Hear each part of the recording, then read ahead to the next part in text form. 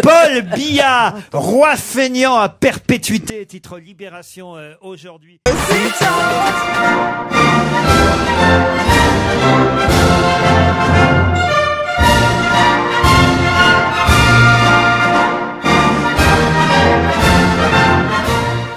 Chers compatriotes, chers Camerounais, chères Camerounaises, chers électeurs, permettez-moi, au nom du mouvement de Voix citoyenne, de partager avec vous ma vision du Cameroun de demain. Ce Cameroun qui démarre dès le 7 octobre 2018, c'est-à-dire le jour de l'élection présidentielle du Cameroun. Si nous avions encore une marge de manœuvre lors des précédentes élections présidentielles, en termes de mauvaise gouvernance, aujourd'hui nous n'avons plus droit à l'erreur. Nous ne pouvons plus choisir un système de gouvernance qui ne soit pas vertueux. Nous n'avons plus de marge de manœuvre parce que le Cameroun est au bord de la faillite. Faillite économique, faillite sociale, faillite sécuritaire. L'endettement est abyssal, la pauvreté galopante, l'insurrection est latente, les velléités de partition sont évidentes. Durant les 7 prochaines années, nous devons pouvoir reprendre les commandes pour stabiliser le bateau camerounais qui tangue. Je vous parle parce que je suis médecin, je suis cardiologue, enseignant-chercheur, agrégé de cardiologie. Je dois au Cameroun ce que je suis aujourd'hui. Je le dois à une certaine forme de bonne gouvernance qui a foutu son camp. À l'époque, j'étais élève dans un lycée, là où il fallait être pour avoir la meilleure formation dans ce pays, les établissements publics. Aujourd'hui, parce que l'État a abandonné le public, le privé a prospéré. Mais le privé a prospéré, pas forcément pour des dessins académiques, mais surtout pour une rentabilité financière. Donc, les chefs d'établissement privés sont de véritables hommes d'affaires aujourd'hui. Et la formation, la meilleure n'est plus réservée qu'à une élite. Pourtant, l'école est faite pour tout le monde. Je suis allé faire mes études de médecine à l'étranger, grâce à l'État camerounais. Il y avait des bourses. D'ailleurs, on avait la bourse à l'université de Yaoundé à l'époque. Aujourd'hui, il faut payer, soit. Mais pour quelle qualité de l'enseignement? Vous voyez l'état des amphithéâtres du Cameroun. Vous voyez dans quel état nous formons les étudiants. Comment voudrons-nous avoir des futurs leaders de ce pays, des gens qui porteront le Cameroun vers un développement socio-économique. La médecine au Cameroun est à l'image de l'éducation. L'hôpital camerounais aujourd'hui, il n'est plus fait pour soigner, mais on peut s'y soigner de temps en temps, quand on a de la chance. Mais personne n'y va. Les personnes qui fréquentent des hôpitaux camerounais n'ont simplement pas le choix. Parce que ceux qui ont le choix vont ailleurs. C'est-à-dire personne ne fait plus confiance à la médecine camerounaise. Alors, les gens arrivent dans un hôpital, des gens en état de coma avancé. Les éventrations, comme le cas de Koumateke, Monique, c'est le quotidien de l'hôpital camerounais. Et qui en a la charge? C'est l'État. Donc, réfléchissons, chers électeurs, avant d'aller choisir le président de demain. Réfléchissons à ce que nous voulons. Je suis médecin de l'hôpital de Bonassama. J'y suis depuis 2011. affecté par le ministère de l'Enseignement supérieur en tant qu'enseignant de cardiologie. Donc, je soigne et j'enseigne. Mais sauf que dans cet hôpital, il n'y a même pas un électrocardiogramme. Comment pouvez-vous soigner des malades cardiaques si vous n'avez même pas l'examen le plus élémentaire, l'électrocardiogramme? Les scanners sont en panne tous les jours. Les malades sont obligés d'être transportés de l'hôpital universitaire vers une clinique qui a un scanner de 10e génération. Donc avec un rendu qui n'est pas efficient. Les malades sont transportés de chez eux vers un hôpital en taxi, dans un état d'urgence vitale, d'un hôpital à un autre, dans une ambulance qui n'a pas d'oxygène. Tout est en déliquescence. Nous sommes dans une débrouillardise qui ne dit pas son nom, dans un pays immensément riche. C'est un pays qui devrait normalement mieux fonctionner économiquement encore, parce que ça devrait être un pays riche, le Cameroun. Comment pouvons-nous former convenablement les futurs médecins du Cameroun qui ont toute la volonté d'être formés, mais les moyens ne suivent pas? J'ai confié mon dossier à un avocat membre du RDPC. Cet avocat porte-parole du RDPC a encaissé 100 000 francs d'ouverture de dossier, mais il n'a jamais ouvert mon dossier. Dossier envoyé par mail. Une semaine, 2 semaines plus tard, alors qu'il ne l'avait toujours pas ouvert, je suis venu aux nouvelles. Et qu'est-ce que j'apprends?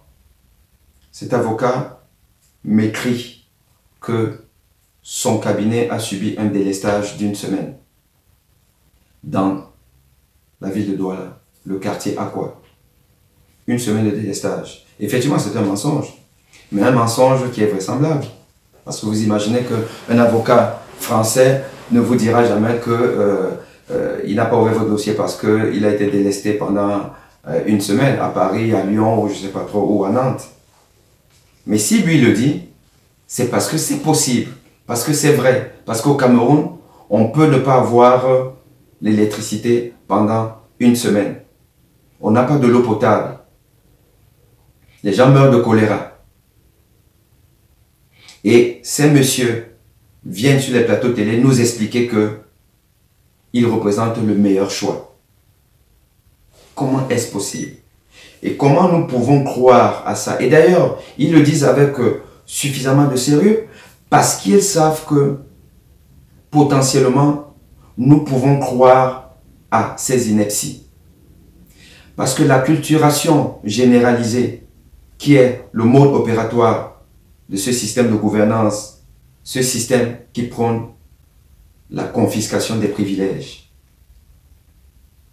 ce système veut nous faire croire qu'il n'y a pas d'alternative. La lecture qu'il faut avoir de cet incident est que ils ne peuvent pas faire autrement que nous laisser dans le délestage. J'ai vu à la télé le doyen de la faculté de médecine faire campagne pour son parti, expliquer aux gens que c'est le meilleur choix. Donc nous irons voter des personnes qui ont fait de la formation médicale camerounaise quelque chose qui ne crée pas des envies. Les médecins camerounais sont formés dans les conditions que vous voyez là. C'est là que je fais cours. Dans ces conditions. Sur cette image, vous voyez mon porte-document sur une table dédiée à l'enseignant. Je m'apprête à faire cours. Vous voyez l'état des salles de classe. Et tous les enseignants font cours dans ces conditions. Et parce que j'ai refusé de faire cours dans ces conditions, parce que j'ai décrié cette situation, je suis devenu l'homme à abattre, à qui on refuse tout, on verrouille tout. On m'a refusé la progression académique dans ce pays. j'ai dû m'exporter pour aller passer mon agrégation en France. Je suis suspendu des cours. Le programme d'enseignement de cardiologie de cette année, premier semestre, mon nom a été enlevé. Je n'ai pas de cours à la faculté parce que je décris la mauvaise gouvernance. Nous n'avons pas été formés comme ça. Je ne serais pas agrégé de cardiologie aujourd'hui si j'avais été formé dans des conditions qu'on m'impose à moi, enseignant, pour ces jeunes et futurs médecins. Ce n'est pas possible. Alors donc, je vous dis, faites attention à votre bulletin de vote. J'ai suivi le dimanche 30 septembre sur la chaîne Equinox un débat entre le représentant du RDPC et celui du MRC. Et le représentant du RDPC nous a expliqué que le Cameroun a un indice de développement humain flatteur, sans donner les chiffres. Et croyez-moi, ça c'est une grosse connerie. C'est un score qui a été imaginé par le PNUD pour apprécier la gouvernance dans chaque pays en fonction du potentiel de ce pays. Et cet indice regroupe 3 composantes essentielles. Il y a la santé, avec pour critère principal l'espérance de vie. L'éducation, avec pour critère principal le taux de scolarité des jeunes de plus de 15 ans. Troisième critère, il est économique, le produit intérieur brut. Alors quand vous mélangez ces critères-là, ça vous donne un score. Et on classe les pays selon le score. Et le Cameroun occupe aujourd'hui la 25e place en Afrique en termes d'indice de développement humain. Et c'est le critère le plus dur parce qu'il met au centre de la gouvernance le bien-être des populations. Donc, vous, la jeunesse d'aujourd'hui, ne vous laissez pas emporter par ce système qui prône l'acculturation généralisée. Le dernier exemple que je vous donnerai, il n'est pas de moi, mais nous tous, nous l'avons certainement vécu, ceux qui ont regardé les réseaux sociaux, une émission de France 2 où le chroniqueur Laurent Ruquier se moque de notre président. Il le décrit comme un roi feignant à perpétuité qui à 76 ans brigue un énième mandat alors qu'il est absent car vivant dans un hôtel de Genève. Mais ce qui est dingue, c'est que ce mec-là, il traîne dans les plus beaux quartiers du monde et que dans son pays, Oui. il y a plein de problèmes, il n'y a pas beaucoup d'infrastructures. Il traîne dans les plus beaux quartiers pour milliardaires dans les plus beaux pays, et alors que chez nous, il n'y a même pas une seule plage propre. Aujourd'hui, qu'est-ce qu'il dirait? Il dirait roi feignant à perpétuité qui à 86 ans brigue un énième mandat. Ça ne fait pas plaisir. Alors moi, chers compatriotes, je ne suis pas fier quand j'entends ça de mon président. J'aimerais avoir un président dont je suis fier. J'aimerais avoir un président qui pense d'abord à moi et pas à lui. Car cette fonction est une fonction de sacerdoce, de sacrifice, de concentration des privilèges pour soi. Je vous invite à faire le bon choix. Choisissons objectivement celui qui pourrait au mieux représenter, défendre nos intérêts. Nul n'est parfait, mais prenons le moins mauvais. Je vous remercie.